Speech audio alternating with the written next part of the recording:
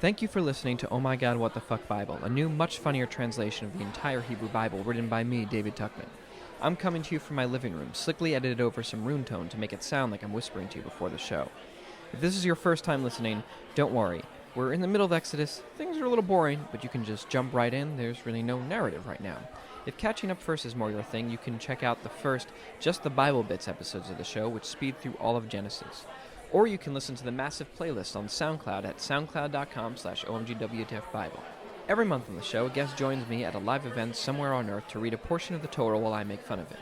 Then it comes out every week. You're listening to episode 29.2, the second half of Teruma, which is what Jews call the seventh portion in the book of Exodus. My reader this time around is Professor Mark Leuchter, and you'll join us live from Raven Lounge in Philadelphia, reading building instructions about some tent God wanted.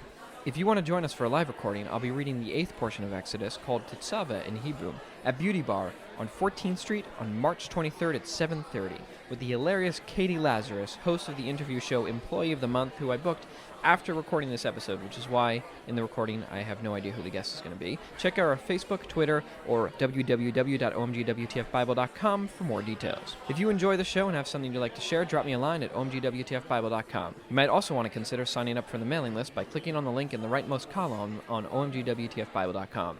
If you like the podcast, please rate and review it in the iTunes store. It only takes a minute and really helps. Now, the recap. Previously in the Bible. The sons of Israel rose out of Egypt in battle array. Moshe summoned the elders of the nation and put the words Jehovah had commanded before them. I am Jehovah. Don't have any gods other than me. Jehovah will not forgive those who invoke his name for silly things. Elohim spoke every one of these words. If someone hits a guy and the guy dies, the first guy dies for sure. Anyone who fucks an animal gotta die right away. For thousands of years, we've been under the impression the Bible was meant to be taken seriously. Finally, a new translation that'll change all that. This is Oh My God, What the Fuck Bible! We're almost there. We just got a few more of these just boring things. Chapter 7, and one page is just a footnote. Chapter 72, in which God describes the drapes of his tent in minute detail. Thank you. Exodus 26:1 to 26:30. Make the sanctuary out of 10 cloth panels, each made of twisted linen yarn of turquoise, purple, and crimson. Work an illustration of the two cherubs into them. Each panel should be 28 amahs long and 4 amahs wide, all measuring the same. Join the panels together in groups of 5. So I have taken the liberty here to cut this down and ensure it makes a little bit more sense. It's very messy and confusing, and for some reason the panels are talked about in sisters and in groups of women. I took that out because it's very boring, and also because I didn't want to write about tying up women, because there's no way I can compete with 50 Shades of Grey. Although, to be perfectly honest, this is more exciting than 50 Shades of Grey. Probably. Okay. Make loops of techelet on the edges of the panels on opposite ends of each set. We have more chemistry than Jamie Dorman and Dakota Johnson, I think. Right on. Make 50 gold hooks on the edges of the other end panels and attach them to the loops so it becomes a single sanctuary. And that's how Velcro was invented. Who says Jews never made anything? Make panels from goats as a tent on top of the sanctuary. Make 11 of them. The first panel should be 30 amahs long and 4 amahs wide. All 11 panels should have the same measurements. Join together a group of 5 panels and a group of 6. Fold the 6th panel over the face. This really is like IKEA. Yeah. Fold the 6th panel over the face of the tent. This is like every model airplane that I was not able to make. Make 50 loops on the end of the panels on the edge of each set. Make 50 copper hooks and join them to the loops to connect the tent and make it one. So spiritual, man. Whatever the extra panels There shouldn't be extra. God did it. have, drape half over the back of the sanctuary, an extra amah Got on some slack. Just toss it over. either side, the length of the tent's panels, will be draped over the sides of the sanctuary on this side and on this side to cover it. What is happening? You'll make a cover for the tent out of the ram skins dyed red and dolphin skin. Yeah, kill some dolphins. Make the beams of the sanctuary out of the shittim wood. Of course. Height, 10 amahs. Width, 1.5 amahs. The one beam, What? make 2 tenons. So a tenon is a very specific woodworking term that's essentially the B-slot for a very old joint called the mortise and tenon. It is very boring, but if you're interested, go read the Wikipedia article because there's no way I'm explaining it. Okay. You also use tenons to attach the neck of an electric guitar to the body of an electric guitar. Okay. Yeah, so there is like a cool. There's a cool dimension to it. tenon, It's just too. not here at No, all. there's nothing cool here. So make 2 tenons in one beam lined up with each other. Do this for all the beams of the sanctuary. Make the beams for the sanctuary. Okay. Make 20 for the south side. Make 40 silver sockets under the 20 beams, 1 socket for each tenon. For the second side of the sanctuary, facing north, 20 beams, 40 silver sockets, 2 under Faster. each here, and a Faster. partridge in a fucking pear tree. For the western side of the sanctuary, make 6 beams. Oh my God. I'm so glad I have tenure. I can just say whatever I want Yeah. about everything.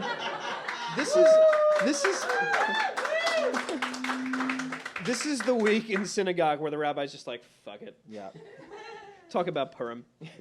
Make 2 beams for the corner of the sanctuary. They should fit together underneath and stop at the top in a single ring. There will be 8 beams and 16 silver sockets, 2 sockets under each beam. Make staffs from shittim wood. 5 for the beams, 1 for the side of the sanctuary, 5 for the second side, and 5 for the west side. The middle staff within the beams should stretch from end to end. Cool. Cover the beams with their rings with gold. The rings will house the staffs, which should also be covered with gold. They must have had a lot of gold. Apparently, Yeah. recently, an Egyptian lawyer wanted to sue the state of Israel for damages for all the gold that they took out of Egypt when they were released as slaves. But they... I'm not kidding. This is a real thing. This Wait, but they gave it willingly because God made them. Make the 2 beams for the sanctuary. Did I read that already? Yes, you did. Okay. Raise the It's sanctuary. thank you very much. Raise the sanctuary. Raise the sanctuary. In accordance with the law, I'll reveal to you on the mountain. Which I think is right now, but okay. That's chapter 72. Yeah. Oh my God. Almost there. Just 3 chapters left. Chapter 73, in which God describes what the inside of his tent should look like. Exodus 26:31 to 26:37. I think this was my brother's bar mitzvah portion. Oh, I feel so bad for him. Yeah, he's not over it yet. Is he older or younger than you? He's only a year and a half younger than me, Okay. and he's still harboring a lot of resentment. I had Korach, which was awesome. I had Vayetse. Okay. Yeah, that's a real good good. one. Yeah, it's good times. Yeah. All right. Make a curtain of turquoise, crimson, and purple thread and twisted linen. Have an artist make an image of the cherubs in it. Okay, you've got to have an artist somewhere. Put it on 4 pillars of shittim wood covered with gold, with golden hooks and 4 silver sockets. Place the curtain under the hooks and bring the box of testimony into the house of the curtain. The curtain will separate between the holy and the holy of holies. Of course. Put the cover on the box of testimony in the Holy of Holies. Put the table outside the curtain and the candelabra near the table on the southern I side. feel like we're almost there. This is like Yom Kippur Ne'ilah. We're almost at the end. Yeah, Adonai Hu Elohim. Yes. We're very close. The table will be on the northern side. Make a screen for the entrance to the tent of turquoise, crimson, and purple thread and twisted linen. Have an embroiderer take care of it. Just have him take care of it. Make 5 pillars of shittim wood for the screen and cover them with gold, and make their hooks from gold. Make 5 silver sockets from them. That's chapter 73. Chapter 74, in which God tells Moshe how to make an altar. Exodus 27:1 to 27:8. Make an altar of shittim wood, length 5 amaz, width 5 amaz. It will be an altar. Height 5 amaz. I think there was an editorial mistake there, but okay. Okay. Make horns of its 4 corners. Not on my part, on whoever wrote this in the first place. Oh, yeah, well, Yeah. the Bible does that sometimes. Yes, exactly. Yeah, It scribal just- transmission. It just screws up and doesn't care. Word of God. Make horns of its 4 corners and cover it with copper. Make shovels, sprinklers, flesh hooks, a pan for its fatty ashes, and fire pans. Cover all the tools in copper. Make a netted grate from copper and put copper rings on the 4 ends of the grate. This is an eternal document that is endlessly relevant to our modern society, people, okay? Put it under the rim of the altar so the grate will be to the middle of the altar. Oh my God, they're going to get this wrong, and God is going to be so furious. Yeah, Under the altar. Oh my God. it kind of actually works out that way, too. Yeah. God gets pretty furious, like, a lot. all the time. But he loves you. Yes. He's Make like, staff. That's not mine. That's George Carlin. Make staffs from the altar out of shittim wood and cover them in copper. Slide the staffs through the rings on both sides of the altar for when it is carried. Make it of hollow panels like I'll show you on the mountain. God, a lot is riding on this mountain thing. I hope it's happened soon. That's how you should make it. Oh God, we have one more chapter in this God-forsaken section. God-forsaken. Chapter 75, in which God describes the courtyard of his very complicated tent. Exodus 27:9 to 27:19. Make the sanctuary courtyard. On the south side, make panels of twisted linen 100 amahs long and 20 pillars with 20 copper sockets. The bands and the hooks of the pillars must be silver. On the north side, also make panels 100 amahs long and 20 pillars with 20 copper sockets and also silver bands and hooks. On the sea-facing side, the courtyard will be panels 50 amahs wide and 10 pillars with 10 sockets. On the east side, the front, the courtyard is 50 amahs. Make 15 amahs of panels with 3 pillars and 3 sockets. The courtyard gate is 20 amahs with turquoise, crimson, and purple yarn and twisted linen embroidery. It requires 4 pillars with 4 sockets. Okay. All the pillars Home stretch. of the courtyard will be encircled with silver bands and have silver hooks and copper sockets. The courtyard will be 100 amahs long, 50 amahs wide, and 5 amahs tall. What is its area? Quick. That's okay. Twisted linen. Thank you. 12,000 amahs. I just realized that Twisted Linen would be a great name for a Twisted Sister cover band Yeah. that only plays between Memorial Day and Labor Day. Saving that the whole time. There was a band in Boston called Red Heifer. That's awesome. Yeah, they were the Hillel band. Its sockets are copper, all the tools of the sanctuary, all its service, its pegs, and the pegs of the courtyard will be copper. That's it! Let's hear it from Mark, our reader. Yes.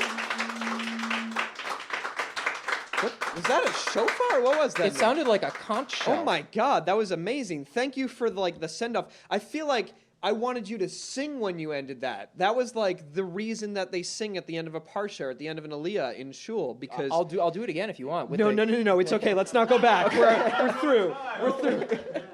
I need a drink. Thank you for this. I need a drink after that because, oh my God, what the fuck? That's Parsha Truma. It is terrible. It's a doozy. Thank you for reading that. Now is the time in our program where we have a Devar Torah. Devar Torah literally translates as Torah word, or word Torah. Turn it around because Hebrew syntax is messed up. Torah word. So I want to know, Mark, do you think that you could distill everything we just read, and I think I might know what the answer might be, into a single word? No. Not a single word, but maybe a single sentence. Okay, what's the sentence? Religion is complicated. Pay close attention and don't mess up. Okay. This stuff was really important to ancient Yes, it Israelites. really, that's the thing, like, this is incredibly boring now, but it was incredibly important to the people this was written for. Yeah. Like, I expound on that. Well, Like, explain... sanctuaries brought power. Okay. When you built a sanctuary, you were literally building this, not just the center of the community, but the portal to the heavens. There was this, earlier in this portion of text that we were reading, it was talking about the curtains dividing different spaces in the sanctuary. Those curtains represent the division between heaven and earth, like a sort of mythic inner space that kept you literally between God and humanity. So, this was not just a regular space, and these people really believed that they were creating some kind of doorway, a stairway to heaven, quite literally. Yeah, it's hard to get it from the text because it's so interminable and like explainy, but what's happening here is they're kind of setting aside the sacred space, and as you pass through it, it becomes more and more sacred. There are these curtains at the entrance, and you walk through those, and then you reach the curtain of the holy, and you walk into the holy, and it becomes more sacred. And then you get to the curtain of the Holy of Holies, and it's only entered, as we'll probably read later, on Yom Kippur, on the holiest day of the year. And that's where the ark is, right? That's With right. the two cherubs facing each other. So when God gives that really bizarre, surreal thing where he's like, I'm going to be between the faces, and I'll talk to you from there, it's in kind of the core of this area, at the very center of it. Well, and that's where he speaks to them from. What it also means is that as they leave Mount Sinai, they're sort of in a way like metaphorically, not even metaphorically, but mythically taking Sinai with them. Right. So Sinai is encapsulated in this sanctuary. Right, because they have the covenant, or they have the testimony, the laws that were given at Sinai written on rock that they carry with them. Literally a piece of Sinai that they take with them. That's right. Yeah. So that's kind of an interesting way to think about this that is much more interesting than like the 20 minutes that we just read that Yeah, for. it took us like a minute and a half. Yeah, exactly. See? Conciseness. My Torah word, my Devar Torah, is blueprints. Because I feel like this would have been a lot simpler if like they drew back then and God could just draw this out instead of describing it because it's so fucking confusing. Like, it takes me a minute after reading this to like step back and be like, all right, what was just described? Because it's so bonkers and weird. Yeah. And like not straightforward in its explanation. But that's what people liked back then. I mean, guess nobody so. was reading anything, really. I mean, literacy was very limited. The people who were reading wanted their text to be impenetrable because then they could say, well, you could never understand this. You're not privy to the secret knowledge that I have. Right. And they like kind of, I mean, was this ever oral? Like, did they memorize it and you'd have to kind of know this organization of the instructions? Yeah, probably. Okay. Yeah. So if you were a master of it, you knew all these weird instructions in order, which is interesting. People still do that today with sacred text. They memorize the whole thing. Yeah, and they read it on the subway and mark it up. Do you have any other final thoughts on this? There's not much narrative here. There's not much to go off. But do you have any final thoughts on this or maybe like your experience reading this today or reading this translation of the text? Yeah. There's a scene in Monty Python and the Holy Grail where they take out the holy hand grenade. Maybe some of you are familiar with this scene. Yes. And they consult the Book of Armaments. And he says, first thou shalt take out the holy pin. Then shalt thou count to 3. No more, no less. 3 shall be the number of the counting, and the number of the counting shall be 3. 4 is right out, or 2 is right out, excepting that then thou proceedeth to 3. I mean, it just goes on and on. Speaking of memorizing holy text. Well, I've seen that movie like a bazillion times, so don't get me started on Star Wars or we'll be here all Okay, night. no. Our guest on Monday was an actual Jedi, so we're not even going to have done it. Okay. Anyway. Yeah, so the reason that I bring that up is because if you listen to it, that's very similar to the language that we have here. Yes. And yet what happens at the end of the scene? King Arthur pulls out the holy pin and says, 1, 2, 5.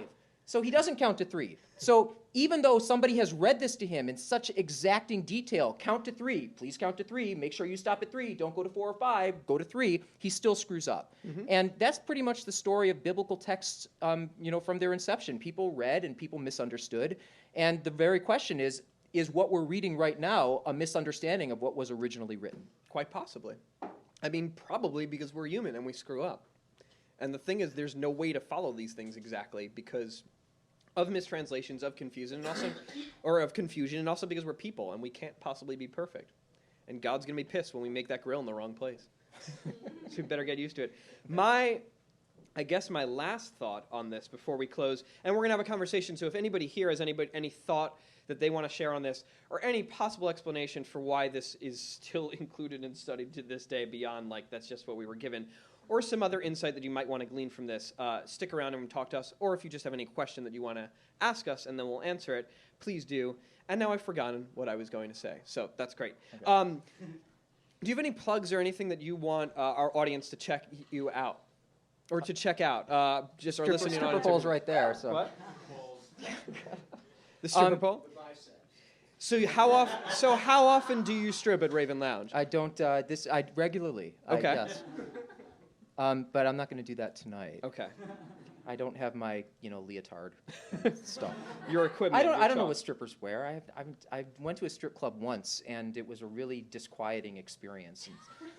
And I just wanted to go see Eric Clapton play a concert, and somehow it went from Clapton to Hooters to For Your Eyes Only Gentlemen's Club. It was a bachelor party that went horribly wrong. Or horribly right, I guess. The less said, the better. I mean, if you're the people organizing it. Yeah. So do you have anything that you want people to check out on the internet that you might be doing in the future? Other than like going to Temple University and taking a class? Oh, okay. Well, yeah, actually. There is a Facebook page called Jewish Studies at Temple. If something interesting like this event is happening, I usually post something about it. Love to hear from you guys. Stay in touch, reach out, say hi, and this is how we form communities in this day. So I think we should do that. Awesome. Let's hear it from Mark again. We're going to thank him one more time. As always, You can check out the podcast on Facebook. There's a Facebook page, facebook.com/OMGBible. The Twitter, OMGWTFBIBLE. There's a Tumblr. There's an Instagram now. I haven't been mentioning it in the show, but there's probably a picture of you guys on it. The website is OMGWTFBible.com. Please listen on Stitcher, iTunes, any podcast app, really. SoundCloud. Share it with all of your friends and all of your rabbis and priests and loved ones. Please, if you like the show, rate and review it on iTunes. It really helps. If you don't like it, go away or write me a crazy email. My email address is omgwtfbible@gmail.com. I want to thank so many people who have come together and made this awesome event happen. Shayna Wiener, Rachel Waxman, Alicia Browdy, Raven Lounge, everybody here, Jonathan at Raven Lounge, I had a drink. Sleel Stolsaft. You had a drink. I had a drink. No, I had a beer before. Okay. Ariana Katz, who's not here and couldn't be here, but actually like gave us the impotence to even come to Philadelphia in the first place. Wendy Chin, who's awesome and makes awesome graphics or graphic design. John Passaro, already an engineer, and his girlfriend Sarah for coming down. Mark Lucher. And then I wrote Raven Lounge here a second time, so give it up for Raven Lounge again. Woo! And every single one of you guys for coming out here tonight. Thank you so much. You are awesome. You've been an awesome crowd. You laughed at things.